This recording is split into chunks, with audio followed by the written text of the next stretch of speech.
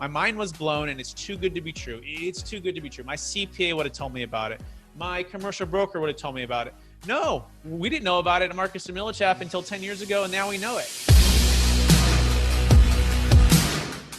What's the number one piece of advice you would have for someone who's considering this type of exit strategy, we'll say?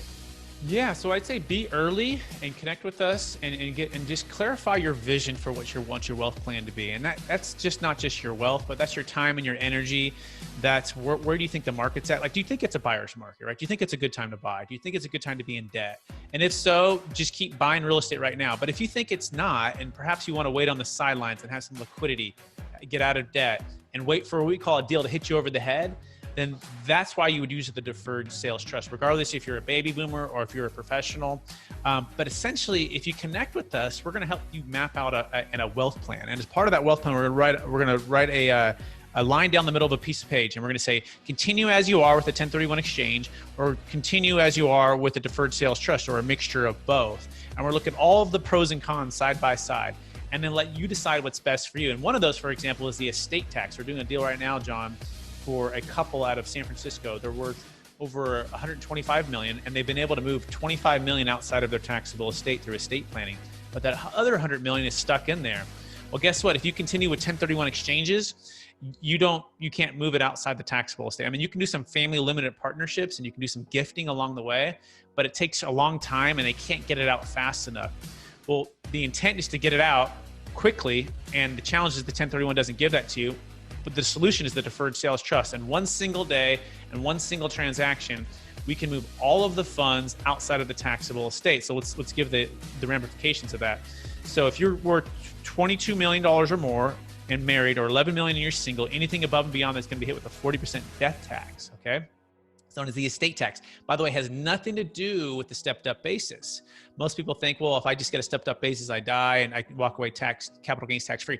That's true for capital gains tax, but it has nothing to do with the estate tax. So for anyone who's ultra high net worth who's listening to this, we can move all of the funds outside the taxable estate in one single transaction in one day. So that's exactly what they're going to do. They're selling a $20 million deal to start.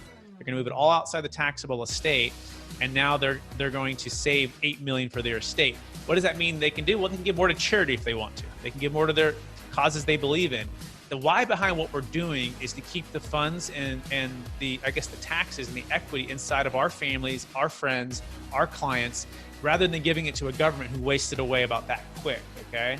And so and so they can give more to charity if they want to, or just keep for their own family. We're not going to force any charity on anybody else. So we want to just make sure you clarify what your plan is and what the ramifications are.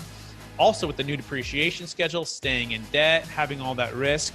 We just don't want anyone ever to feel trapped by capital gains tax ever again. So when you have this strategy and you're empowered with it, it's like they call it the blue ocean versus the red ocean. The red ocean is where all the sharks are swimming and all the blood's in the water, and everyone's competing on a different level. But if you can swim in the blue ocean where you have all the time and freedom to buy, that is what we call optimal timing.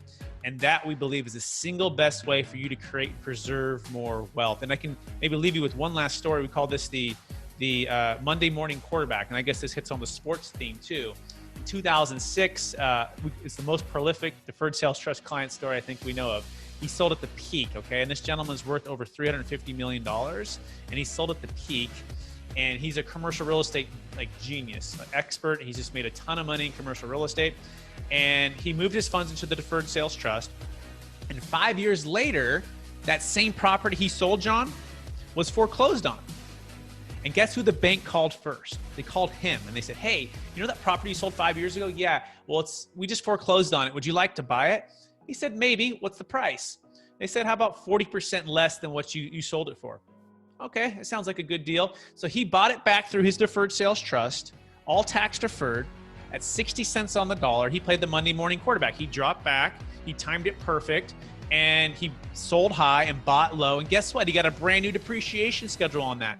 So most listeners that are hearing this, and this is like me and Marcus and Millichap 10 years ago, my mind was blown and it's too good to be true. It's too good to be true. My CPA would have told me about it.